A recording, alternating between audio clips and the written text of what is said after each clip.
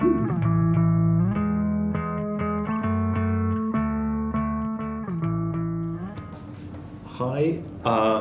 Nigel Short. I'm playing a game of, I don't know what it's called, I would call it lobotomy chess, against Fabian Lubashevsky.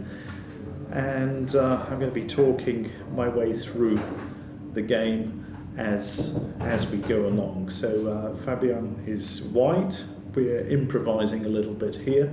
I've got absolutely no idea what he plays because I didn't do any studying, and he also didn't do any preparation, as he just confirmed to me now. So this is a little bit experimental. So I'm waiting for the first move, and I'm not even sure what that move will be.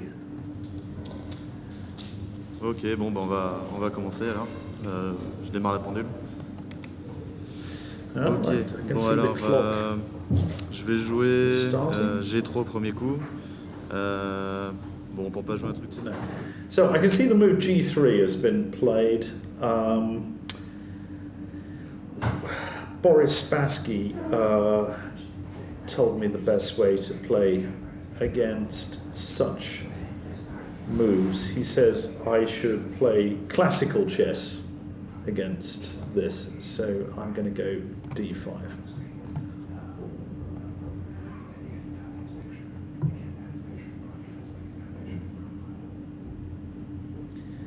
I guess bishop G2 is going to come now. Other moves are playable, of course. F4 is a move. I don't know. He's going to play bishop G2. That's how I would guess the most common. And now I'm going to play a la Boris Spassky. Boris said I should always erect a pawn wall against a fianchetto like that. So C6, put all my pawns against his bishop on G2. It's a modest system, this with white. I always feel that you should either play knight f3 or put one of the pawns in the centre of the board.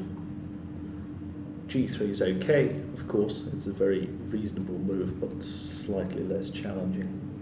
I'm very well aware that lots of people who are watching this broadcast, they don't follow cricket, which is really my passion. It is my religion. But I remember the England batsman Michael Atherton, and he was asked what did he think about in between when the balls were bowled. And his reply to that was he thought about absolutely nothing. He basically put his brain into neutral, which is what I would normally do in a game like this. You switch it off and then you sharply focus again when it's your turn to move. So against D3, I'm just going to take control of the centre because that's what I was taught to do in the old days. Occupy the centre. If I can't occupy Wall Street, I'll occupy the centre.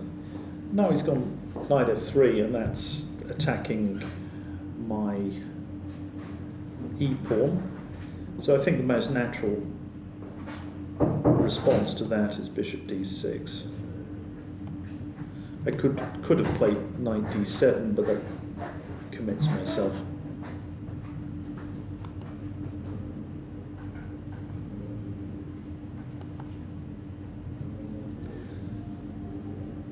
I guess he's going to be playing something involving c4. They tend to do this sort of thing here, this type of thing. It could play for e4 as well. These are the two main plans. Play knight d2 and d4, that sort of thing. Yeah, I guess. Oh, he's gone e4 immediately. Yeah, that's absolutely okay. And now I've got a choice. I'm tempted to take that, to be quite honest, but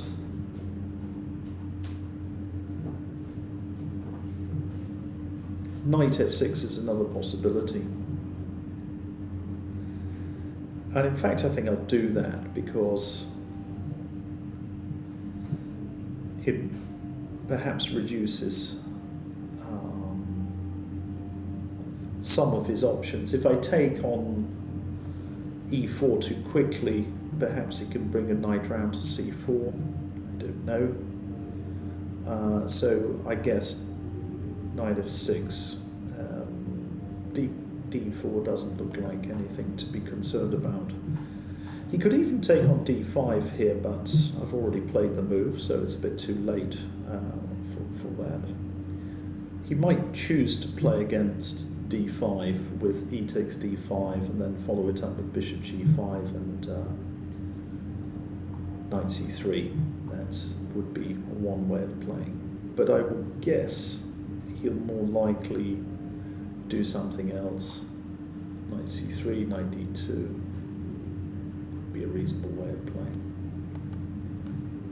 I have my laptop in front of me. I'm not actually checking the any engines to be honest, because this is a fairly light-hearted game. I'm having an occasional glance at Facebook, which I think doesn't quite emulate tournament conditions. So knight c3, I guess he wants to take on d5, and actually this is a good moment for me to capture his e-pawn, because I want to play in a very simple way. I'm going to capture his e-pawn now, just whilst his knight cannot come round to c4, which would be a little bit annoying. So I'll just simplify. One attractive point of this move is that if he recaptures, which I guess he will, he then has his bishop on g2 blocked by a pawn on e4, so I'm reducing this pressure on the diagonal. I'm not really bothered. Actually, my idea is to play in a very simple way. I just want to put my pieces out and not give myself too many problems to begin with, and I'll look to take the initiative later on in the game. Right now, I'm not really concerned on pressurizing him. I just want to obtain a very satisfactory position. I think I have obtained a satisfactory position, but I want to complete my development and then work out what to do after that. So those are my plans. Yeah, knight takes e4. I've got to take this, otherwise my last move didn't really make any sense, so I'll do that. So we've had a simplification, and obviously he's going to retake.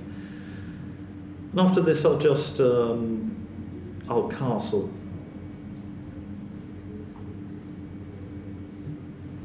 So I just want easy chess. I'll castle. I guess he'll castle himself. Once he's done that, I will think best how to develop my pieces.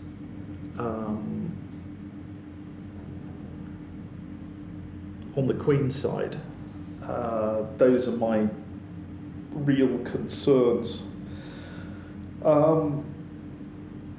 The sort of plans I would be considering here are space-gaining ideas. So a move like a5 would be a very attractive move.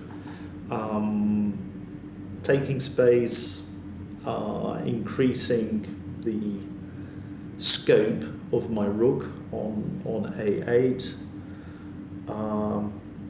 pushing down to A4 if I can play A5 to A4 if I get the opportunity. And another thing is I start to secure the square C5 for my knight. I might want to play knight A6, knight C5, and it's actually quite good with the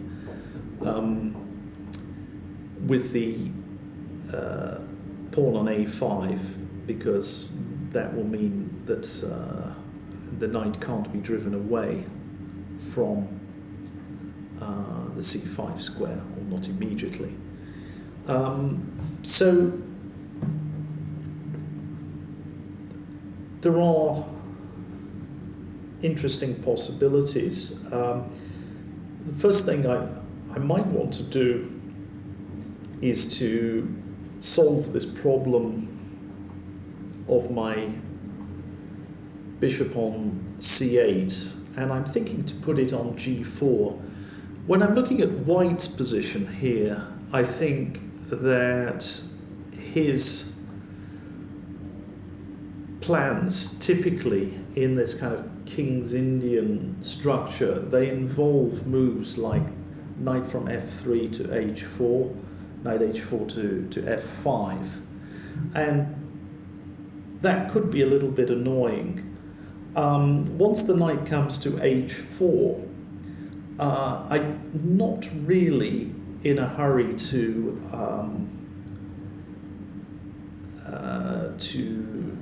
play G6, because my pieces are a little bit away from my king side.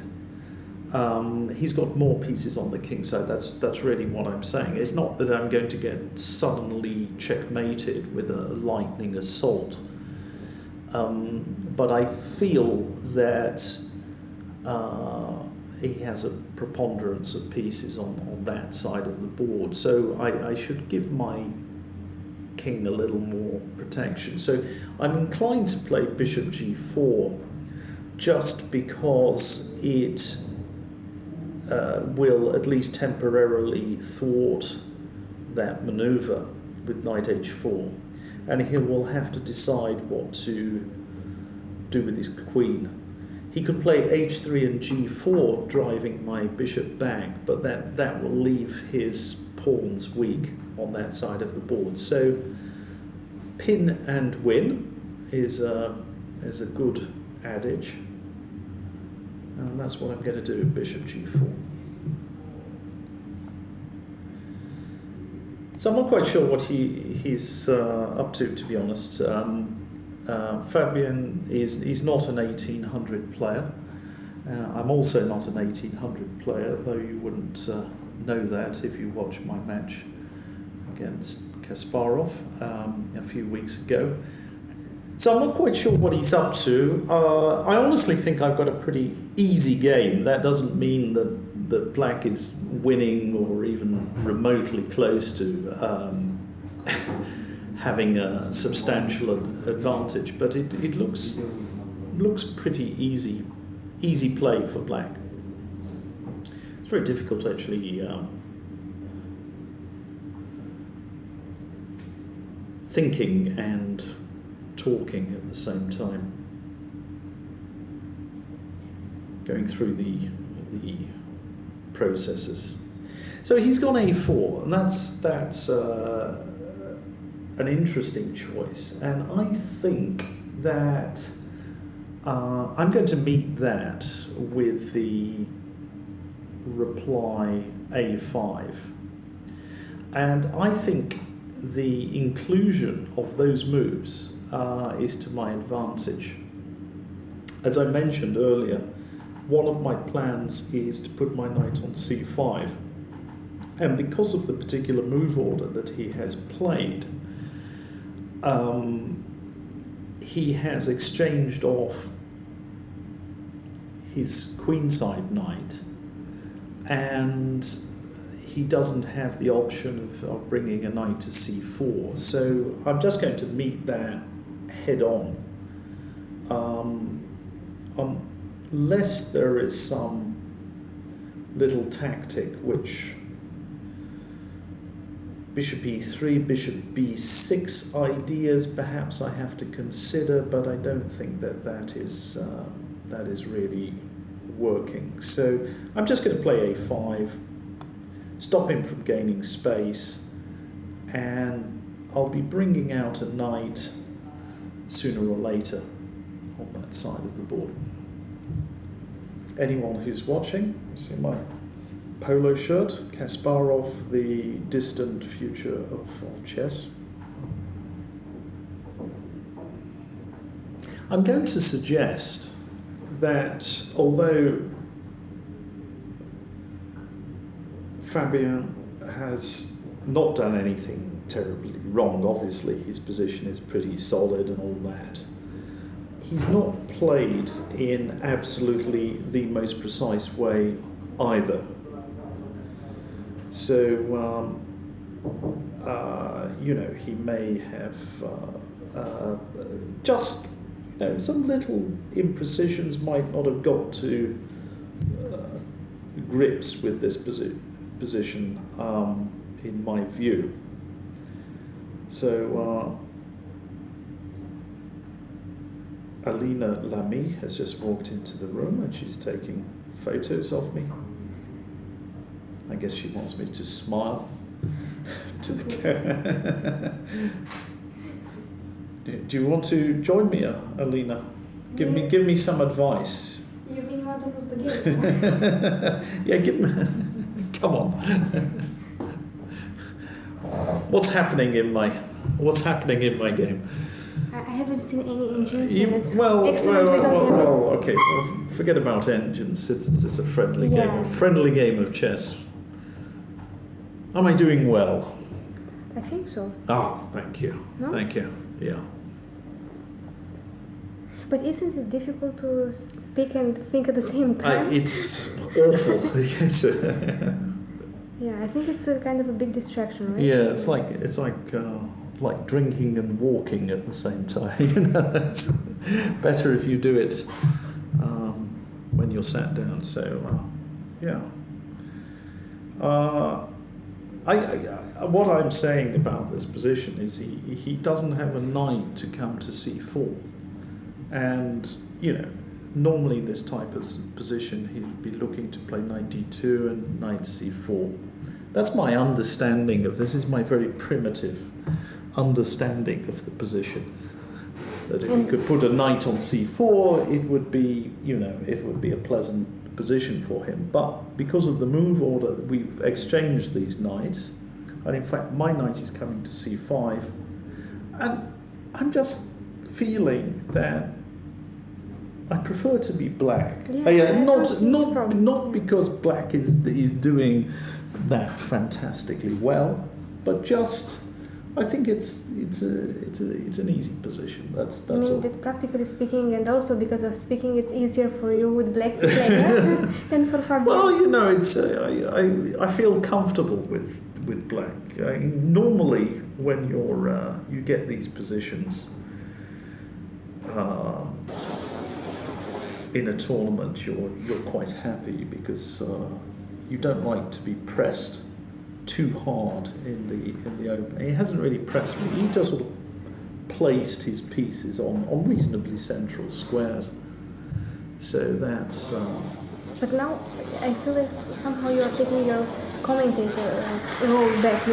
So I'm not sure which one is it. It's like a player and talking. Just squeeze up a little bit here. Don't go too far. I think I'm just interfering. No, you're no. It's good. You're giving me some.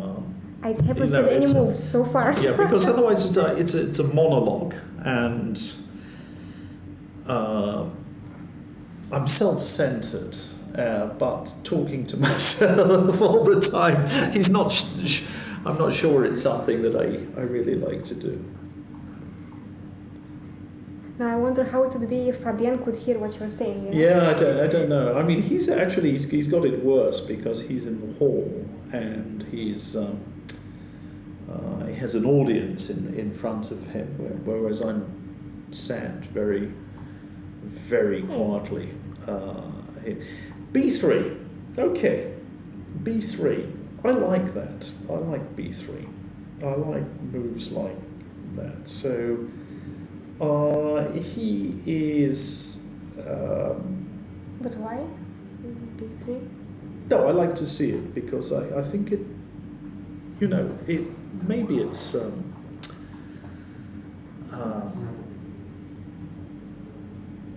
It gives me some prospects. I start to see squares like c3 being weak. I can see a black squared strategy.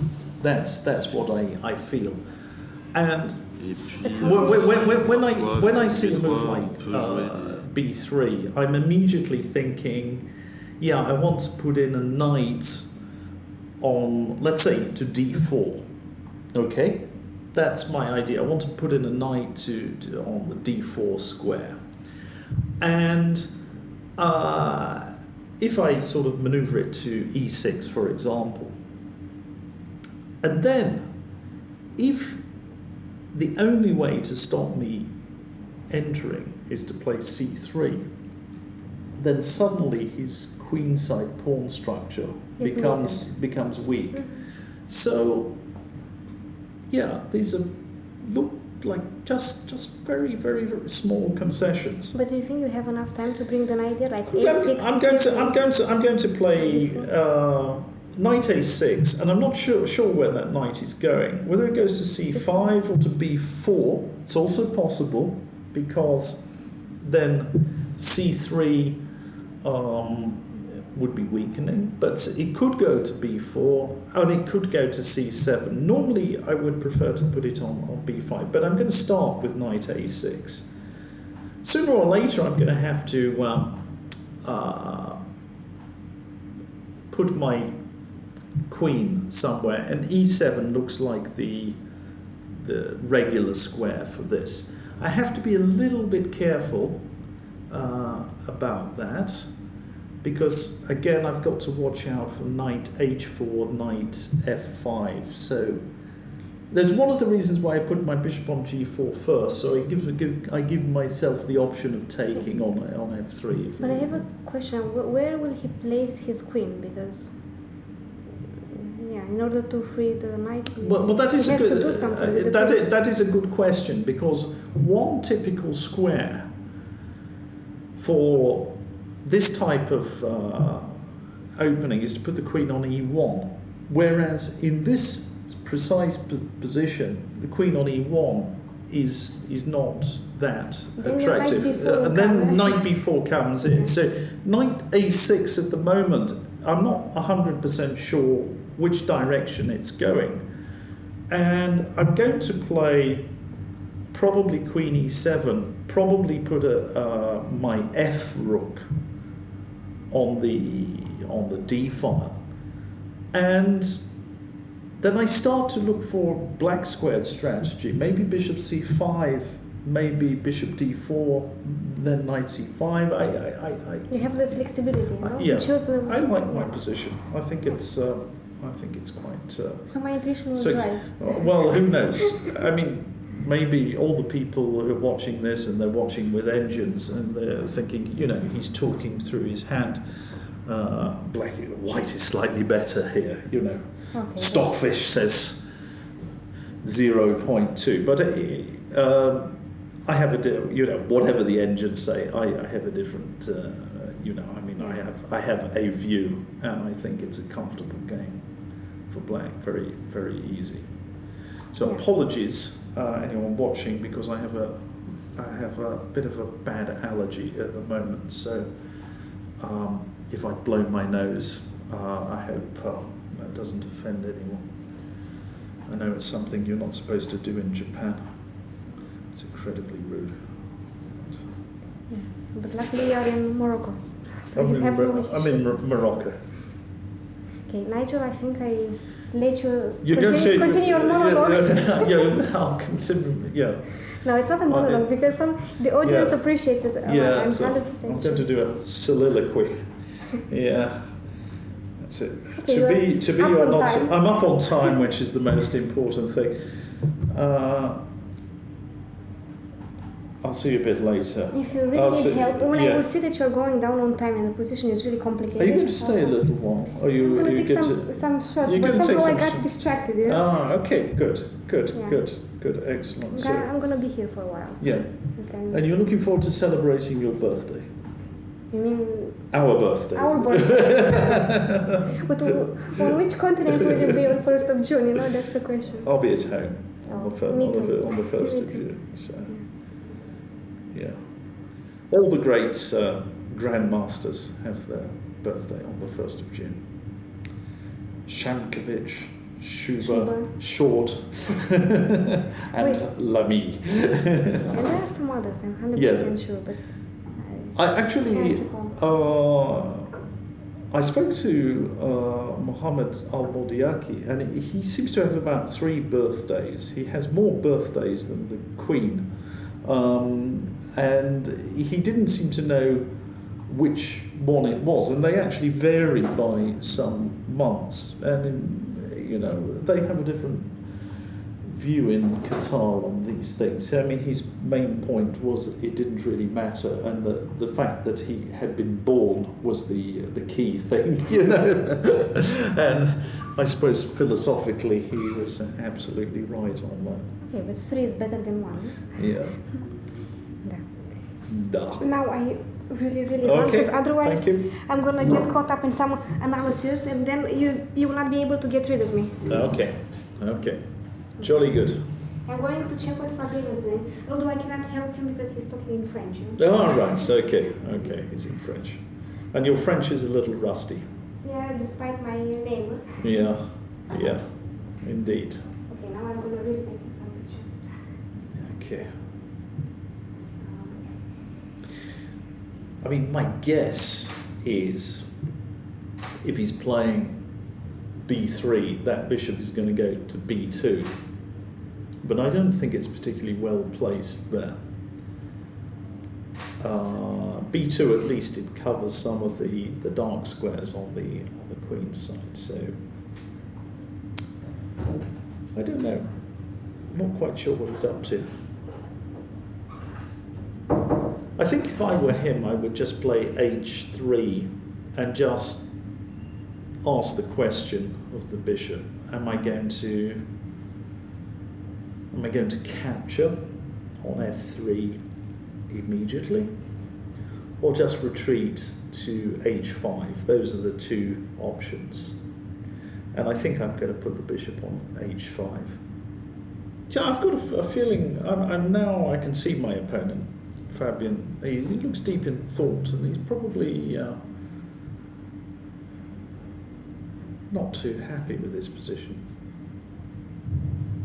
It's by no means catastrophic. It's funny how easy it is to drift a little bit with, you play some innocuous moves, no real mistakes or anything, and you just suddenly find that the position is sort of slipping away from you. I mean, nothing terrible, but I'm looking at him now, and he's deep in concentration. And these are the things I should mention, that whilst I've been talking, I mean, most of the time I've not had the video feed of my opponent during the game.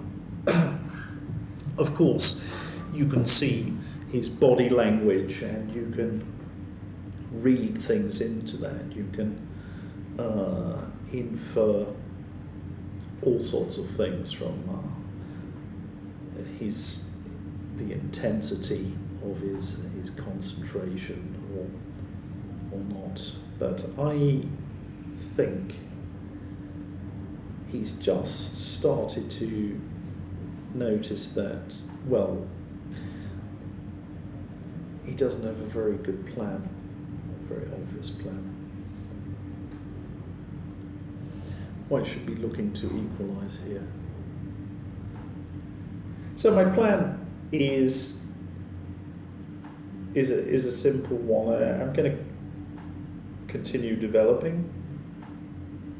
Queen move, rook on the d file, and actually my queen moving to probably to e7 will,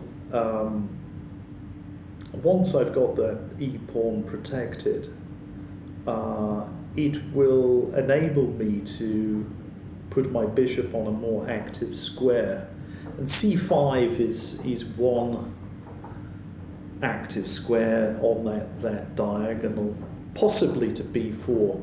That's another idea. This certainly doesn't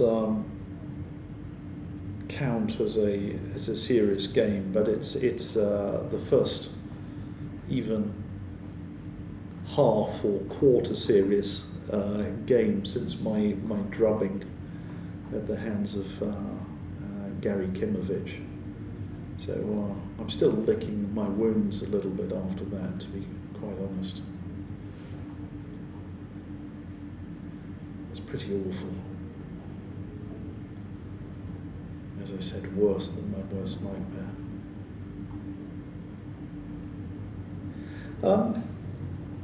Just mention something else about this type of position, that if you can imagine an end game here, just looking at the pawn structure, one sort of typical attractive end game that I would be looking for is to play with my knight against his light squared bishop, because that bishop wouldn't have any real objects of attack, and my knight would be very, very dominant on the black squares. So that would be one of the dream end games that I could go for. And you can see actually my play is already heading in that direction a little bit. I'm getting ready to exchange off my light squared bishop for his knight, and yes, I would love to exchange the dark squared bishops. That's definitely in my interest if that happens. I can't hear a word of what Fabien is talking about, and my lip reading in French is not that good. He's gone bishop b2. There's no huge surprise. Okay, so struggling with a dodgy internet connection. I don't want to spend too much time on this this move. I've been feeling that Queen e7 is the right square, so I'm going to do it without much ado.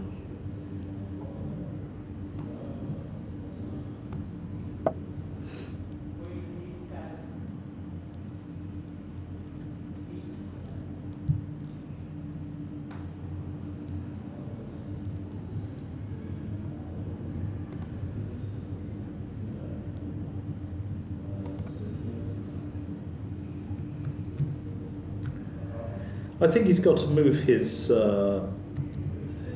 queen now, or get rid of this pin, because he's got to somehow at least threaten to play knight h4 or do something to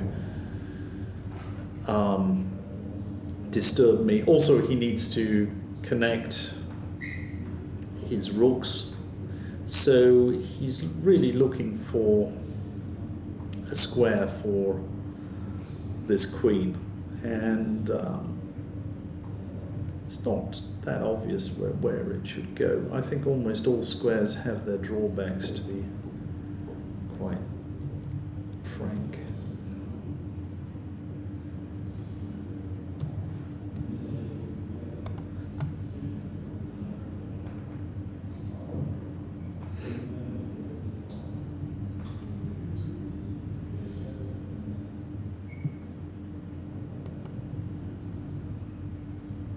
don't know, maybe queen d2 is the best.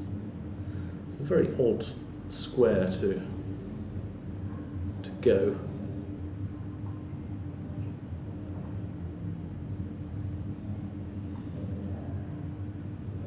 Queen d2 or d8. He's not actually threatening, or is he threatening? Yes, he is threatening. He's not threatening to take on a5 because of knight b4 and bishop c5. So I'm not sure what he should do. I would do h3 with white, not because it's a great move, but because it's probably the simplest. Queen e2 and queen c4 is not so stupid. If he plays h3, bishop h5, he can play queen e2 and try and put his queen on c4. So I think h3 is right, which he's just done. A very typical move is bishop takes at f3 here. This is your sort of simple, unambitious response. You play bishop takes f3, and you try and end up with a bishop against a knight. Sorry, a knight against a bishop in a leave him with a bad bishop on f3, but it's too modest. And so here I feel that for the moment I want to just to keep that pin and to just to give him a few more things to be concerned about. Bishop h5, maybe you can play queen d3 and then go knight h4, so, well, hang on, that might be a slight problem for me. Or not.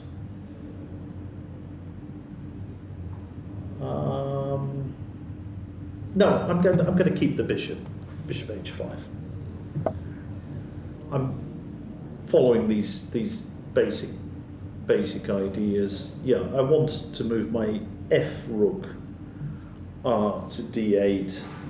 I want to keep for the moment my other rook on a8 because sometimes you need it for protection of that a pawn. Sometimes that rook is just well placed anyway on the a file. Occasionally, you can even play some later moment b5 and end up with a passed pawn. So it's the question of where do you want your rooks is always a big issue in chess. And I think I want a rook on the d file, and it should be my f rook, which is the least active. Sometimes you want rook e8 there to give protection to the e-pawn, but I don't think it's necessary here. I've got the e-pawn well defended for now, and I don't need to worry about it. If he plays g4, then that will weaken the square on f4. So that would be some sort of a concession. So he needs to be very, very careful about doing such things. I'd probably be defaulted because my my telephone is. I actually don't have any apps here, but my telephone is just sending me some messages here. But anyway, nothing to do with chess, so I'm cheating all over here. Learn from the grandmasters. Okay. Queen c1. Okay. Right.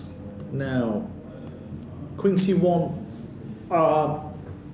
Yeah, I mentioned earlier that he doesn't have a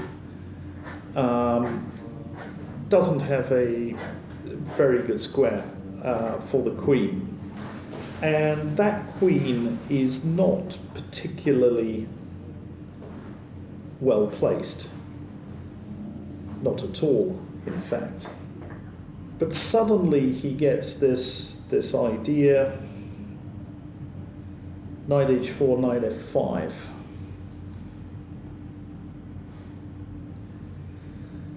And I'm wondering, actually I have a very strange idea. Maybe now could be the right moment for taking on f3. It's an interesting concept, because if I would have taken on f3 the previous move, he could play queen takes f3, which would be a very natural and perfectly good response. Here the queen is not so good. Knight h4 is a bit irritating for me, to be honest.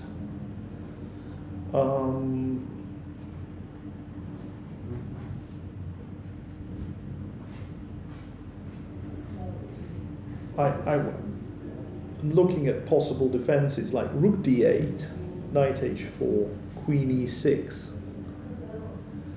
And I can suddenly see moves like f4 being played, f4, and white getting some sort of an attack going.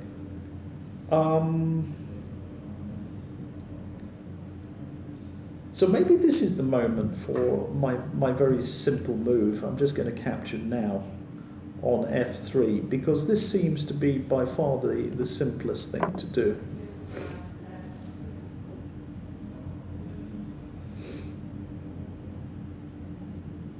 He captures back, that's obvious.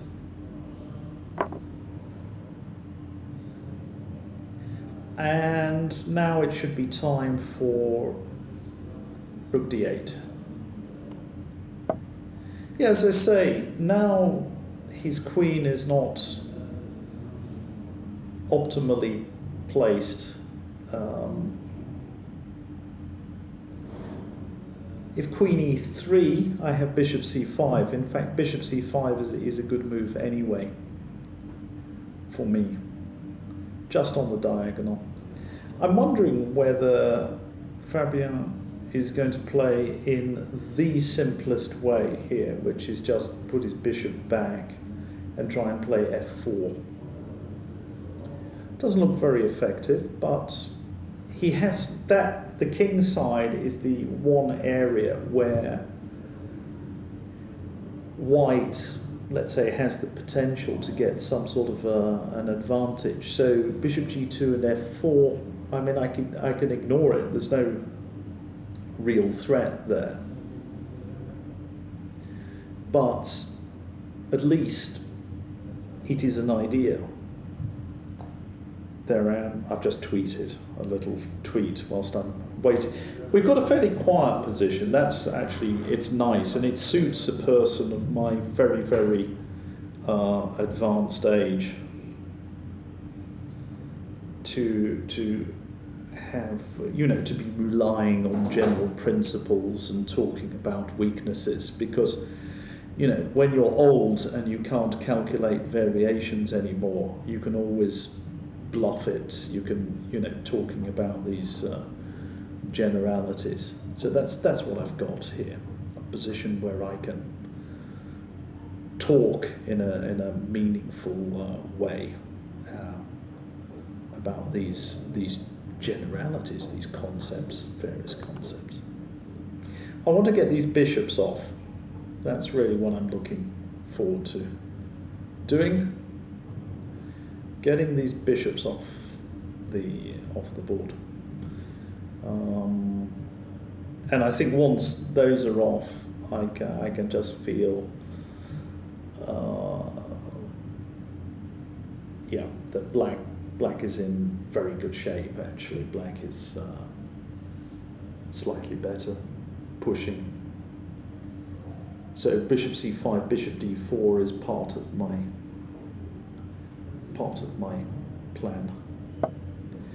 It's gone rook d1. Don't really get the point of that.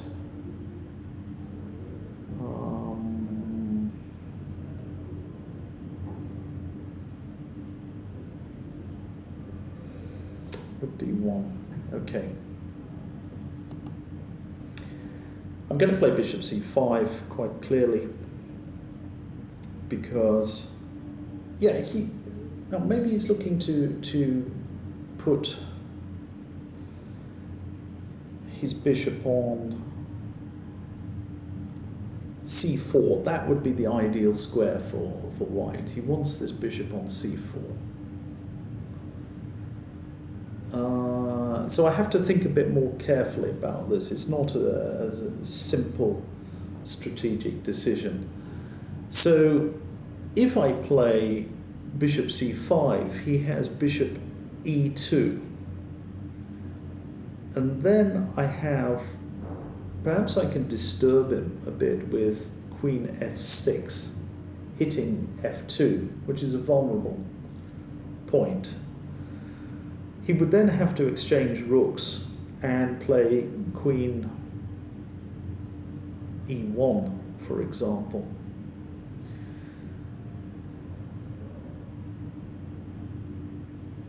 And it might be good enough. It might be, could play queen f1 as well. My problem is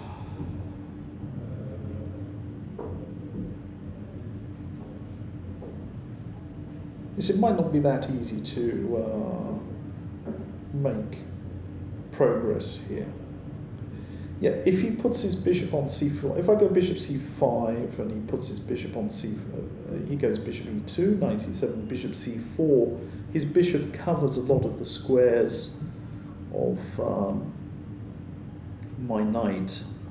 So he would be, I think, sort of eliminating his or reducing his inferiority. All the time I'm assuming that black has a very, very small edge, an easier position. But I can't think of anything better right now.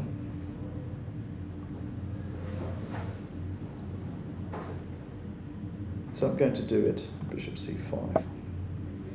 So king g2 is a very sensible move. I said f2 was a weak square, it was a vulnerable square. I'm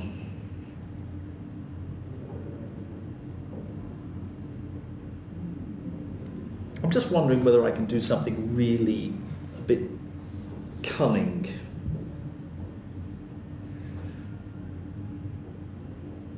Play queen f6, which might slow him down. It's a slightly ugly square for the queen. I don't like putting the queen opposite his bishop on b2, to be honest, but it would have the advantage of keeping his f3 bishop under lock and key for the moment. With bishop d4, I think he has to play c3 sooner or later, like now.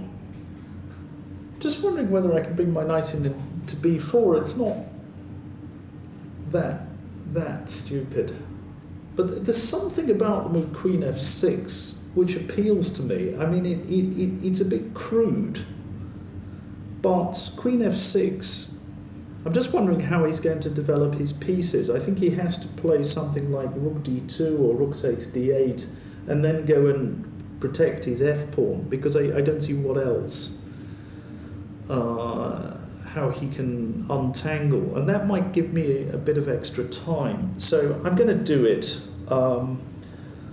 anyway, because it's Sunday afternoon and I don't want the game to drag on for an inordinate amount of time. So queen f6, crude,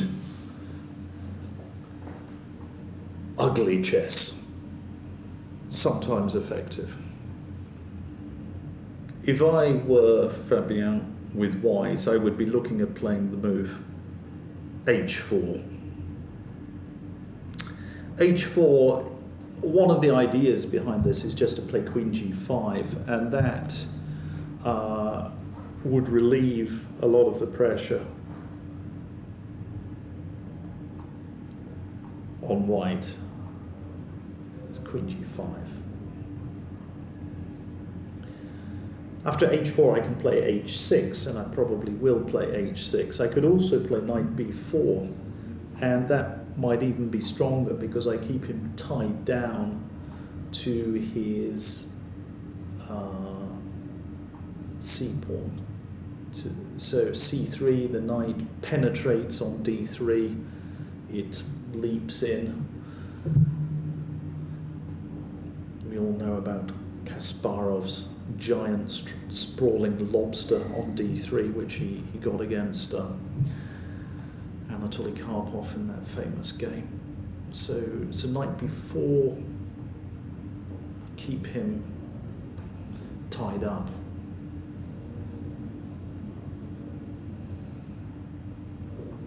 Sort of 50 Shades of Grey style, tied up. So knight b4. I'm looking for, increasing the pressure. Not quite sure how. At some point, maybe this bishop should come to d4. We've got a pretty straightforward position. It's on. I don't see a lot of tactics in a position like this. I mean, there are small tactical variations, but there are not the immense complications which you get in some other positions where it's just straightforward, bang, bang, bang. Another thing is actually this queen f6, I mean, maybe it wasn't such a bad move at all.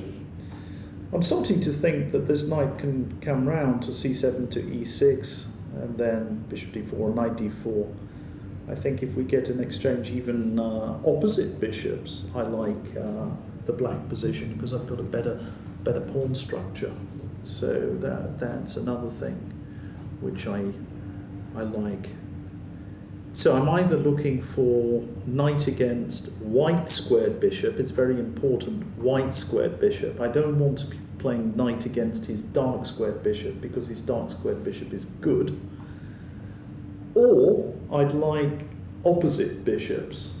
That would obviously be his white squared bishop. I'm just saying his white squared bishop lacks scope, is not a particularly useful piece. Not for now. It's gone rook d2, I think. Yeah, that was the other move. I think my knight should come round, and I think it should come round immediately. So knight c7. Oh, then he's got bishop g4. That's a possibility. Yeah, maybe this is his idea. In fact, bishop g4 just might be his intention anyway. I have an interesting possibility. I was wondering whether this is good. I think one of his ideas is bishop g4 and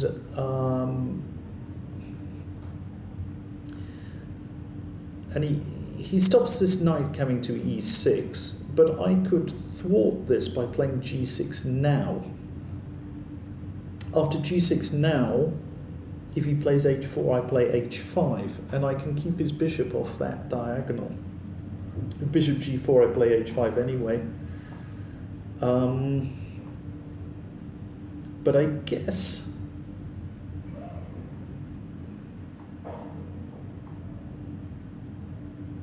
he's going to play queen e1. Yeah, I think the sad truth of the matter is it's not that much for me. It just feels a bit better, but it's nothing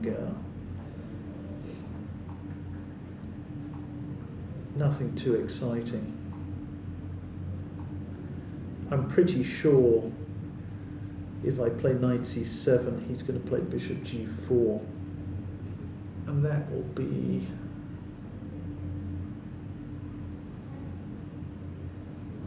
Just a bit annoying. I also have these concerns about this queen e1 and my a pawn hanging in certain positions. Okay. This is a slightly risky move, but I'm going to... can't quite work out how to do this. I'm going to play g6. It gives a very odd impression in conjunction with my other moves.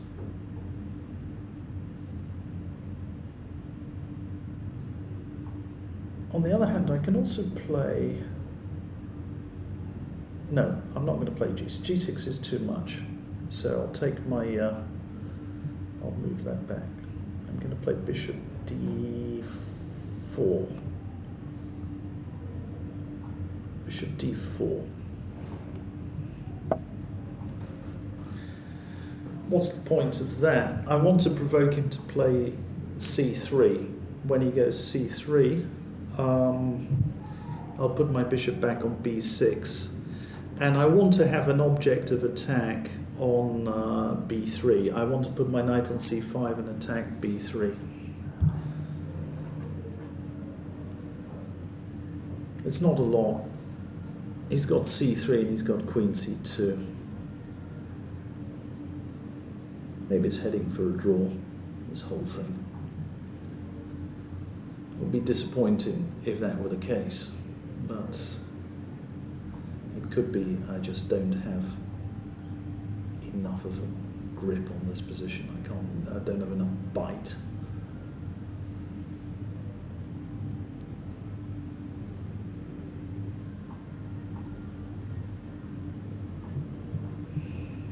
I think c3 is fine for him. Yeah, it's good enough. I don't see the move on... Yeah, okay, I'm going to put this back. And I'm keeping the square c5 available for this knight. But I think queen c2 is okay for him now. He's going to go queen c2, isn't he? No, he's going bishop a3. Oh, that's interesting.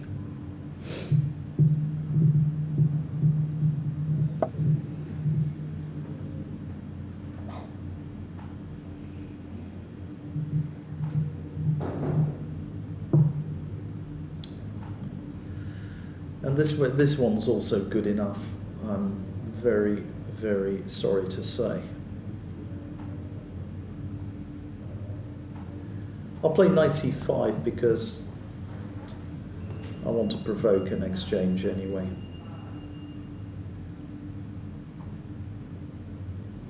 He's going to take this, and he's going to try and hold a draw. That's my understanding of the position.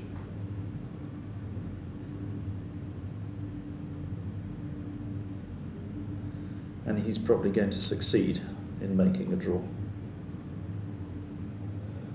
Because if he takes my knight and then exchanges off two pairs of rooks, it's going to be pretty dull. He's taken that.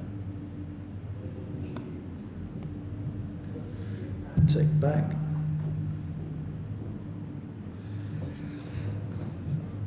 Queen c2 is good enough. Rook a2 can be considered. Rook a2 is not bad. He's doing rook a2. Okay. It's looking terribly drawish.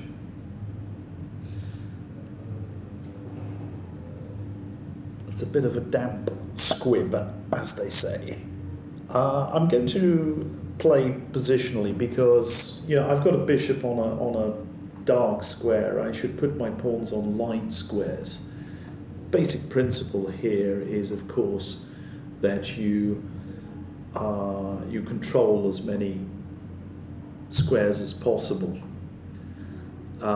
If your bishop is on a white square and all your pawns are on white squares, you're only controlling white squares. If you put them on the opposite, you're controlling more.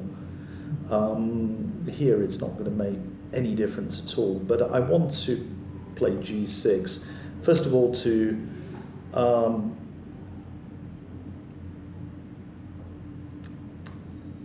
I've got to create some Luft, as the Germans call it, for my king.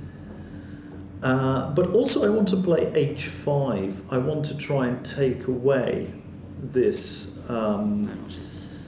diagonal for his bishop. The thing about chess is there is a pretty wide margin of draw.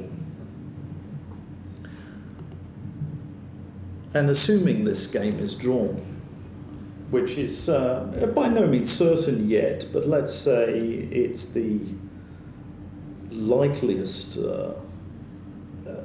probability from this position. Assuming this game is drawn, it's actually very different from boxing, because if this were a boxing match, I would win narrowly on points, having shown slightly more enterprise, whereas White has not shown any enterprise at all. It's sort of routine hacking and neutralizing. Actually, he hasn't made any aggressive moves whatsoever.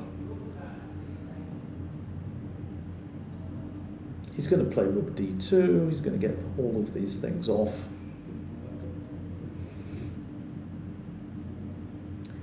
That's just one of those things about chess that it's not enough.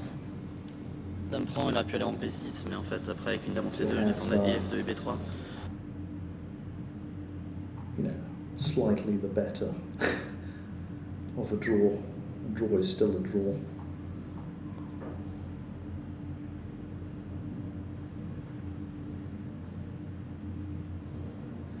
I could play b5. I'm just wondering whether I should. b5 might create some very slight imbalance. It gives this d5 square, so that would be the sort of drawback to this.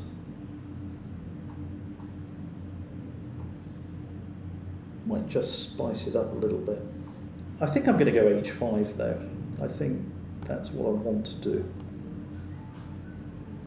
just to take some squares away.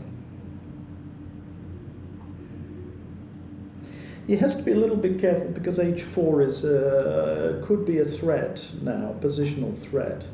So that's why he's played h4. He's thwarted that particular idea. But now I think I'm going to revert to the other suggestion I had a minute ago. I think my only chance is to somehow create some imbalance, and b5 to me looks like the only way to at least attempt something. So I'm going to do it. Let's say not a great move, but this gives him a question, you know, it asks a question, should White take on b5? In which case I might get an outside pass pawn. It could be very dangerous actually. Or does he allow me to take on a4, or maybe play b4? Who knows what it is. So b5 is almost the only suggestion that I have as of, you know, making things a bit more interesting. I think he's going to ignore it. He's going to play queen d1. There's really not a lot going on here. And I can easily see after queen d1 he will try and maneuver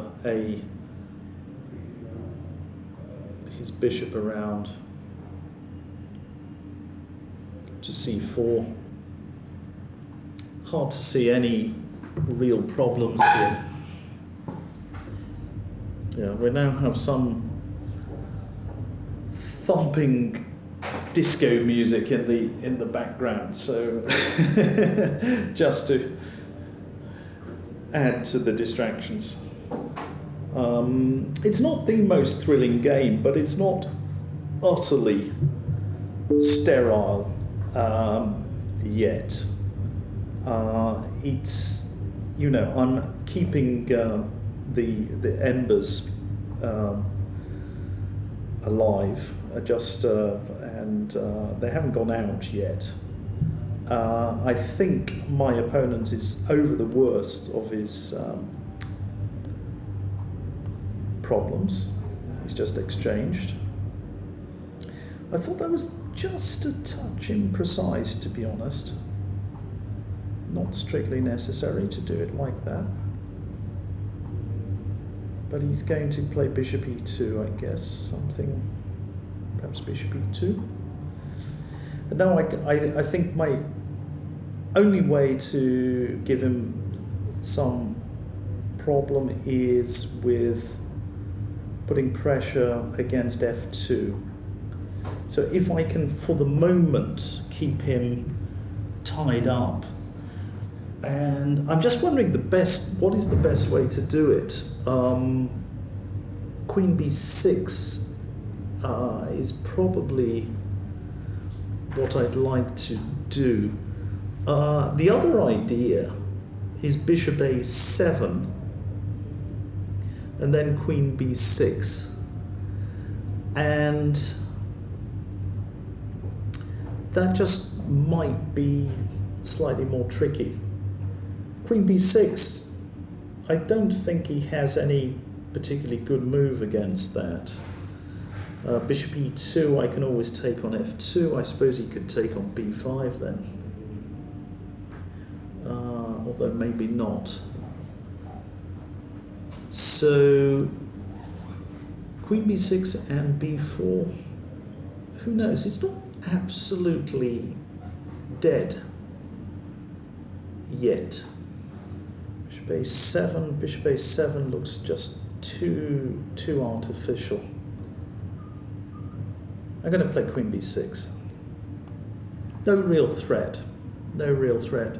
I think I want to b4 actually at some point. b4, and just to soften him up on the dark squares. That's my intention.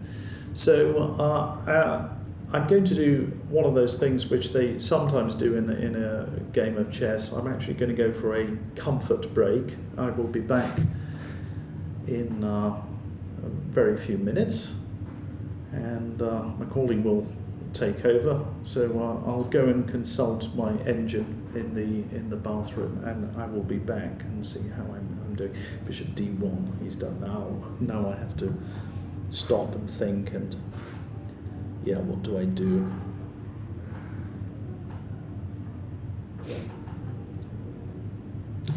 I'm going just to put that. I think I'm going to put my king on a dark square, and I'll put it on g7 because it looks safer on this square. So that is what I'll do for now. And this there should be in chess informant symbol for this. This is a toilet move, which is one you play very quickly with very, very little concentration, because you've got a call of nature. So king g7, obviously, you know, if I put my king on a dark square, it's going to be safer. It can't be checked by his bishop. So that's my plan. Bon, pour l'instant, F5, je serais plutôt content, je crois, vu que je gagne un pion. Et puis que ça filmerait complètement le roi adverse, mais c'est le genre de truc à regarder. Après, mon roi, je vais peut-être pas partir vers le milieu, parce que des fois la dame peut passer en C8 ou D7, H3, rentrer par là-bas. Donc peut-être je vais juste faire des petits allers-retours avec le roi, j'en sais rien. C'est pas passionnant comme je joue, je suis désolé. Mais j'essaye de résister, quoi.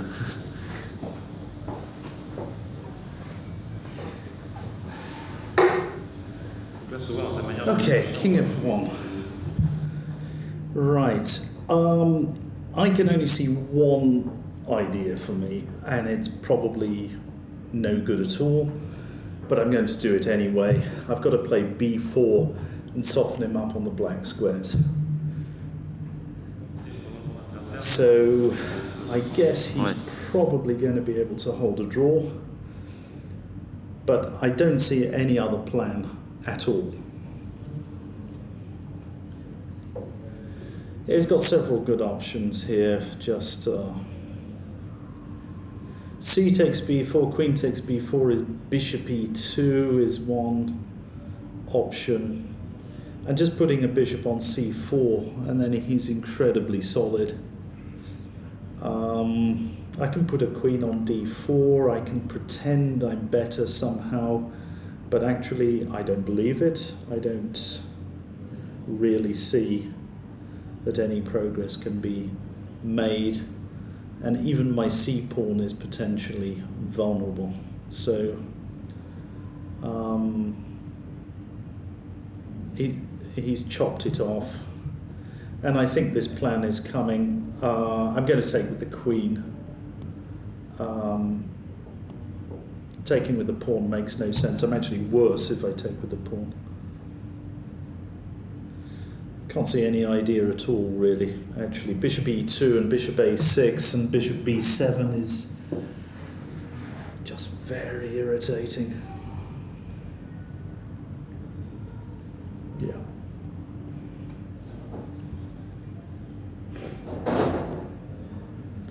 My queen will go to d4. I can hope he'll fall asleep and allow mate in 1. Somehow I don't think it's highly likely. It's going to play bishop a6, is he, or bishop c4? It doesn't make that much difference. Bishop c4.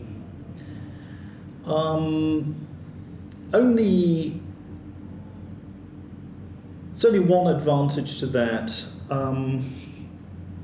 I can perhaps maneuver my king. I was a bit concerned about bishop a6 and bishop b7 because I didn't really... this would force me onto the defensive a little bit.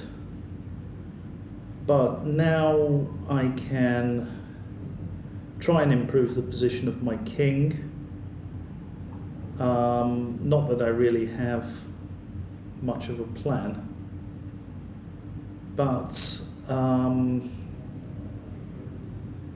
bring my king into the center. I'll put my king on e7 where it might give my c-pawn some protection. So king f8 should be the way to begin. I'm guessing queen e2 is another idea for him. Queen e2, queen f3.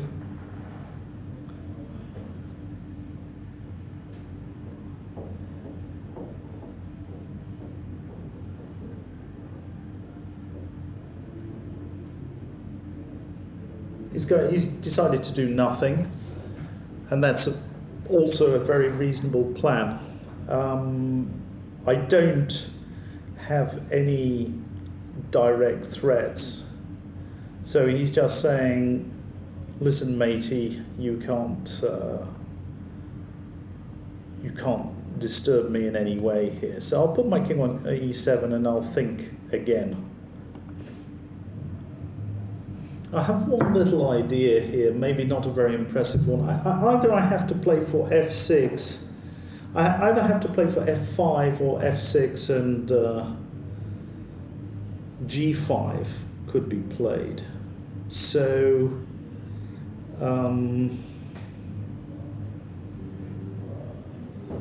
my opponent looks very determined to do 0 in this position. He's lower rated. He's playing, and that's it. I think he's happy enough with the draw. So the only way I can see that will cause any sort of problems is to go f6 and g5. Queen d3, queen takes f2 mate would be excellent. I like that sort of idea.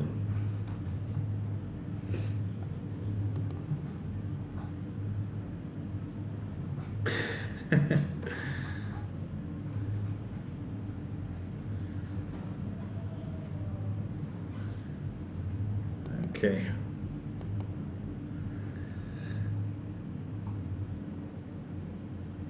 Right.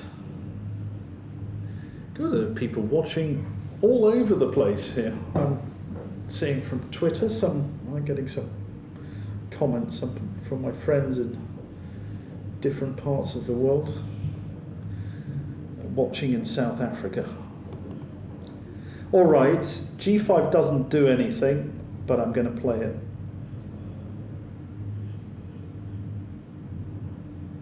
Anyway.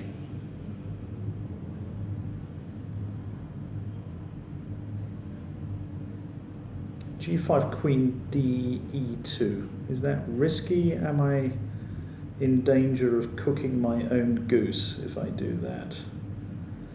Not really. I'm going to push it. I don't see I can run any risk with that, so.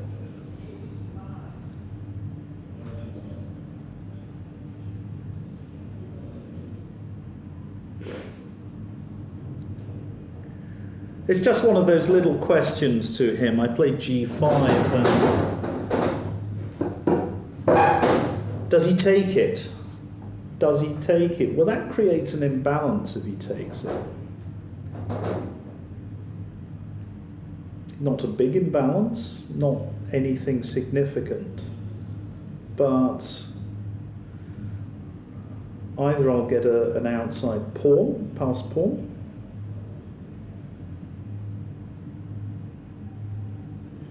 or I can play G4, perhaps cramping him down. So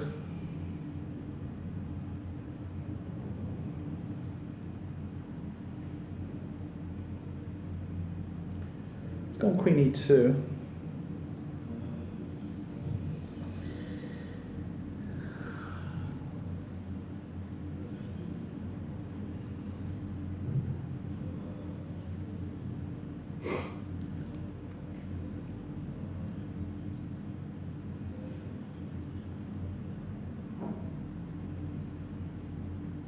Now there is a question, can I create any sort of chance, possibility for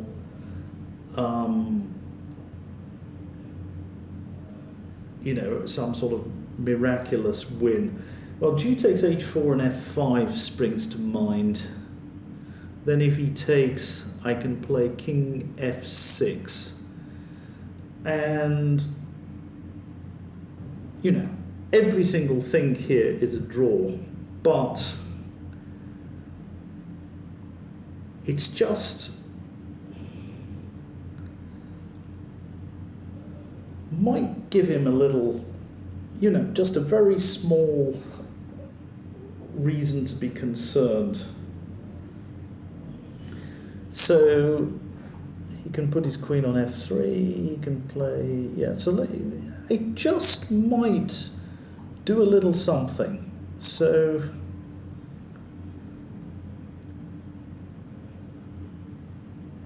shall I go for it? Starting to get worried whether it's okay,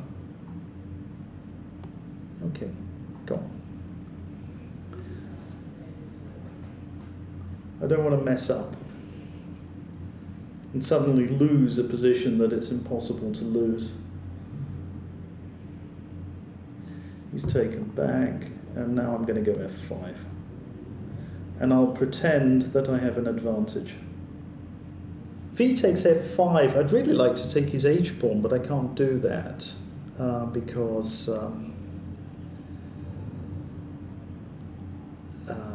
obviously my E-pawn is hanging. I could also play Queen F4, just not so clear it does anything, but I think King F6 is what I will do. Just some small chances with the Queen and Bishop, because maybe I can create some mating threats.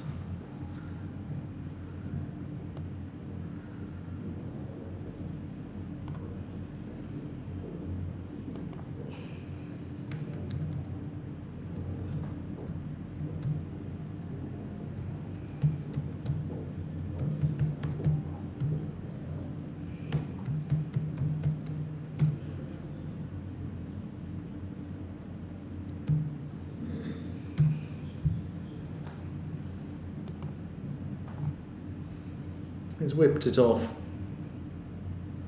It's so drawn. He's going to play. He can do almost anything here. Anything he wants. Queen e3 is a draw. Perhaps I should have played Queen f4 there, though. I think Queen f4 was a better move. But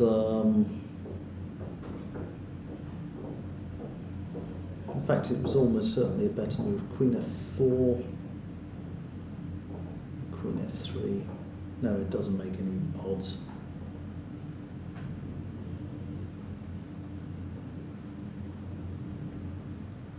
He's got Queen f3 now, and is he better?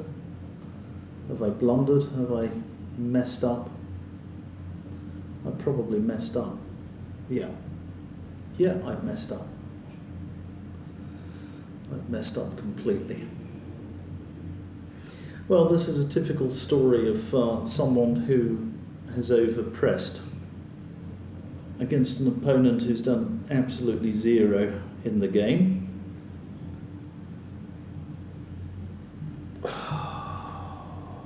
What an idiot. What an idiot. Instead of just agreeing a draw, I've now given myself some problems.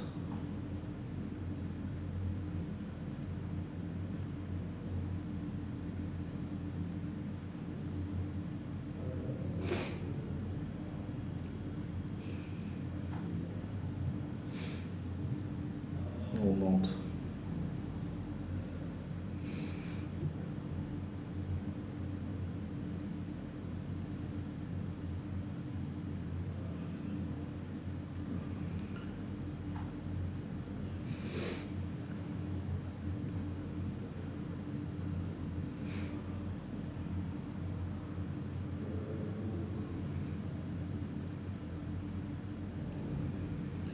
Just wondering whether I can make a draw with Queen h4 here, and King g5, because I can see a perpetual check, which might be enough. Let me try that.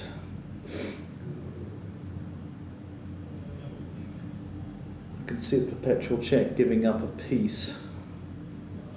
Queen g6 check, King f4 at some moment. Looks like a draw. So, pretty miserable way to go.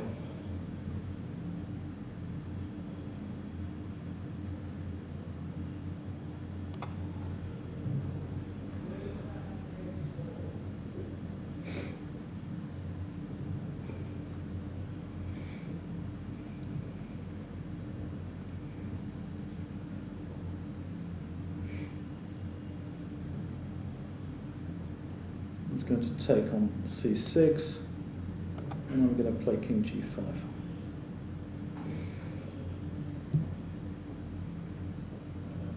Has a check on g6, and my king will come to f4. And I didn't want king takes f5 because that looked as if it was running into some sort of mate. So King g5, I want to keep my king on a black square here.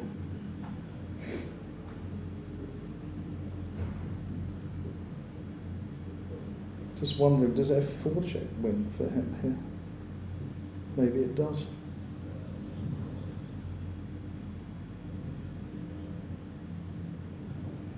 Have I played this so badly that the move f4 check wins?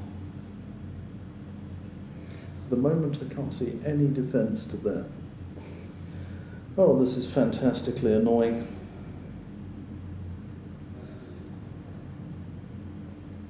Takes, check. Don't know whether I've got some chance for perpetual check.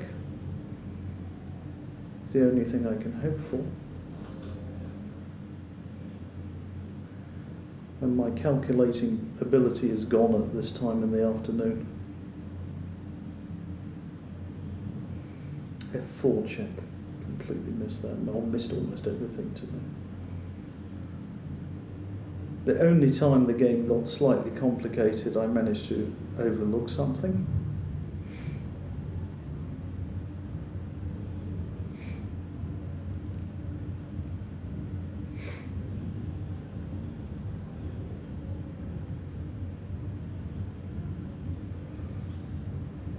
I've got a check. Queen takes queen, check, then queen c2.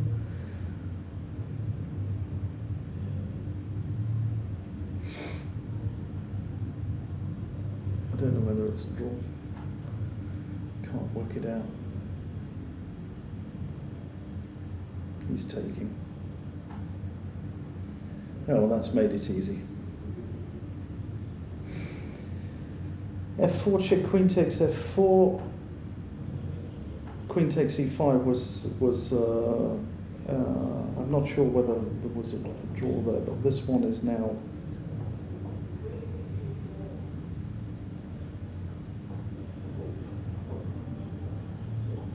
this is the end of the game. Here it's an immediate draw.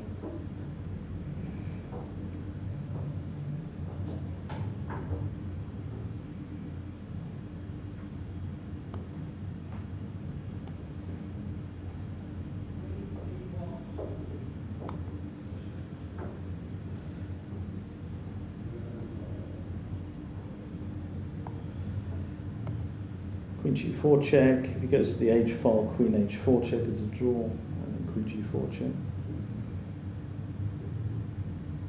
So we're having a repetition, and that will be the end.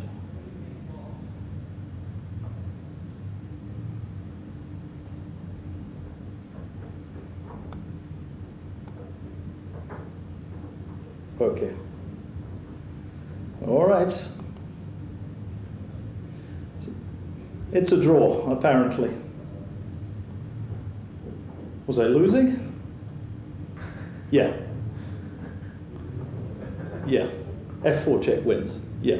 And the only win. Yeah. We're going to have a quick break now, and we'll be back in just a few minutes. Got questions and answers, and not the most thrilling game, but it had its little moments of drama. Okay, thank you very much. See you soon.